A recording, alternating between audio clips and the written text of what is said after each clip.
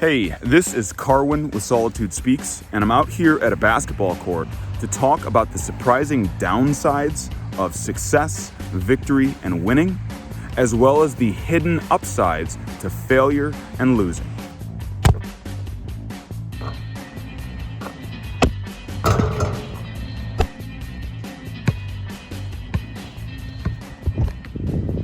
Typically, when we think about success, we think of success as something that's all good and has no downsides. And when we think of failure, we think of it as something that's totally bad with zero upside.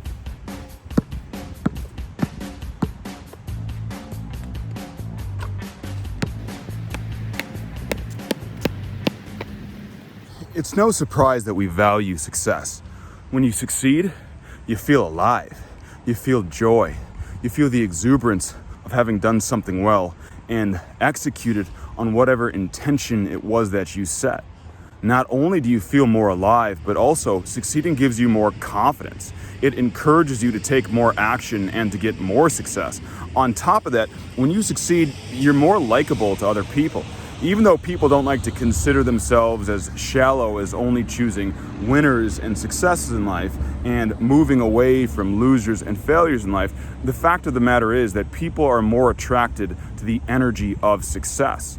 On top of this, when you succeed, you learn to appreciate the factors that led to your success more. This makes you more appreciative of life in general, and on top of that, because it increases your confidence, it causes you to have a more appreciative view of yourself, it causes you to like yourself more, and when you get a bunch of successes that compound on each other, it gives you this cup runneth over experience and helps you give back to others and appreciate others. Success is definitely something to value.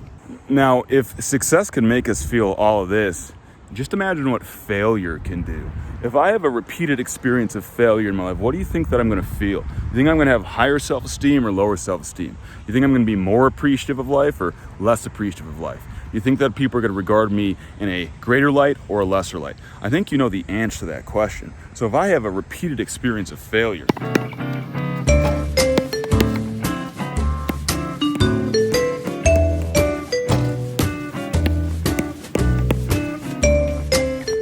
what do you think is going to happen? When we experience too much defeat in life, we experience a ding in our self-esteem. We lose confidence. We lose trust in our ability to get good results. And then ultimately we end up losing motivation to pursue results, and we start to become helpless in the face of challenges, and we don't like to have to deal with the possibility of defeat every effort towards success requires us to face. But just because we tend to associate good things with success and bad things with failure doesn't mean that success is across the board an experience to desire.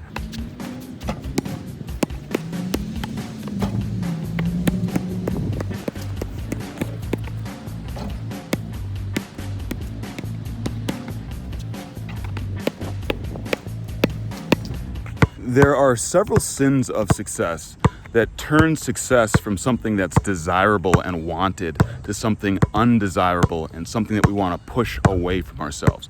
The first of these sins of success is focusing on success too much, and specifically focusing on success to the exclusion of other valuable things in life. Another sin of success is being too aggressive in the pursuit of success and trying way too hard.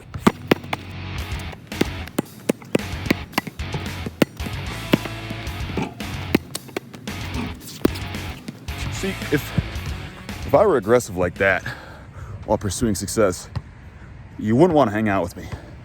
You wouldn't want to be my friend. You wouldn't respect me. You'd see me as a person who cares a little bit too much. When we become a little too addicted to pursuing success, we can become far too aggressive in the pursuit of success in a way that makes our life something of a caricature. See, when I try too hard here, going after layups, and when I care too much about winning, and when I celebrate too hard, that's not the kind of person that you want to be or the person that you want to be around. If you end up acting like that, people are more likely to take satisfaction in your failure than your success, because the spirit that you're taking towards success is all wrong. The next sin of success is focusing so much on victory and wanting victory so badly that you're willing to cheat and act unethically just to get a win or just to experience some tiny bit of pride. So let's say I was competing in a game of lightning, a very low stakes game, a playground game that's fun just for the kids who are going outside and having a good time. Well, if I were a hyper competitive individual and I really wanted to win, because last time I got smoked and I can't go to bed at night as a result of it, I might do something like taking these water bottles right here and bringing my trusty bit of laxatives to the game, opening that right up.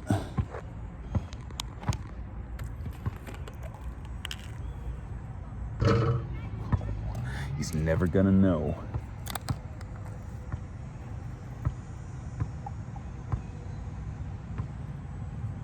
Pouring a dash of that in right there, hoping that he won't notice.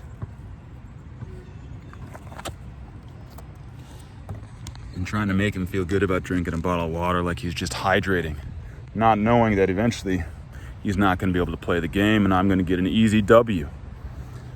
Just think about how ridiculous that is. Although it's a little bit of a comical example, there are people who care about succeeding and winning so much that they're willing to cheat, that they're willing to behave unethically just to get a win. When success drives you to that level of poor character, success is not something that's desirable. It's something to look down upon. The last sin of success comes when you take attitudes that are appropriate for the pursuit of success and start applying those attitudes to areas of life where it's not appropriate for them to be applied. So on a basketball court, if my goal is to win, I might want to take on an attitude that says, I am a winner, my opponents are losers, I am dominant, and my opponents will be dominated by me, and I'm going to prey upon my opponents and make them run scared off the court. Now, that attitude might be appropriate for a physical competition, but if you take an attitude like that into the rest of your life and treat the rest of your life as a zero-sum game, you're going to start seeing relationships as win-lose competitions when relationships should be win-win competitions. You're going to start seeing relationships with your peers and colleagues as interactions in which there must be a dominator and a submissive, a person to be dominated. And that's simply not an appropriate attitude to take to your relationships. While success is certainly desirable, and while we want to pursue it and be associated with it, when we look at these sins of success, the only conclusion that we can draw is that success is not always a good thing. Likewise, failure isn't always a bad thing. If we look at failure in the right way, there's a lot of value that we can squeeze out of an experience of failure. To demonstrate this, I'm going to take several shots from that side of the court and show you how you can learn from failure, grow from failure, develop greater character from failure, and ultimately find value in failure and change your attitude about failure. For me, success is being able to hit a shot from the baseline with good form and a nice looking and sounding result. So let's see if I can get it here.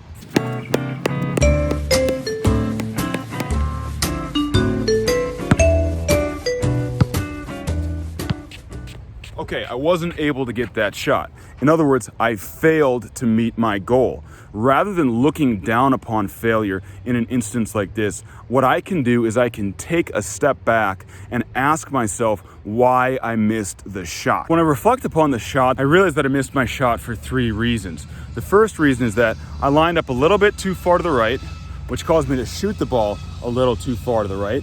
And number 2, what ended up happening is that when I released the ball, it left the left part of my hand early and the right part of my hand late, causing me to push it to the right. And finally, I just shot it too far. I put too much power on it. So let's see if I can integrate that information into my behavior and get a different result.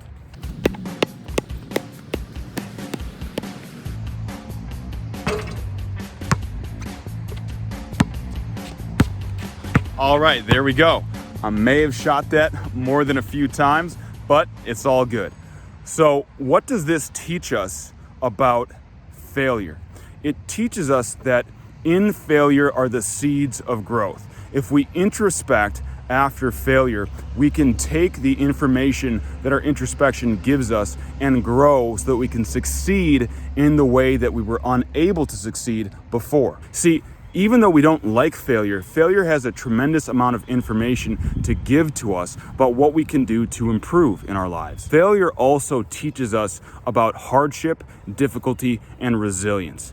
If, when I take this shot, I fail the first time, and then I take several more goes at it, and I fail each of those times as well, in order for me to finally get to my result, I have to practice several different character traits in order to be able to get my result. I have to practice hard work. I have to practice discipline to repeat my work over and over again. I have to learn about the tiny little adjustments that I have to make on each shot. And ultimately, I have to firmly believe that deep down, even though I might fail multiple times, eventually I'll get the result. See, failure is what grows traits like these in us. Success doesn't do that as much. And because of that, we have to appreciate the value that failure offers to us. At the end of the day, the desirability of success isn't so evident, and the lack of desirability of failure isn't so clear. There can be downsides in success, and there can be upsides to failure. If you really want to make the most out of success and failure, it's important to focus on the positives of success as well as the positives of failure. For Solitude Speaks, this is Carwin, and I hope you have a great day.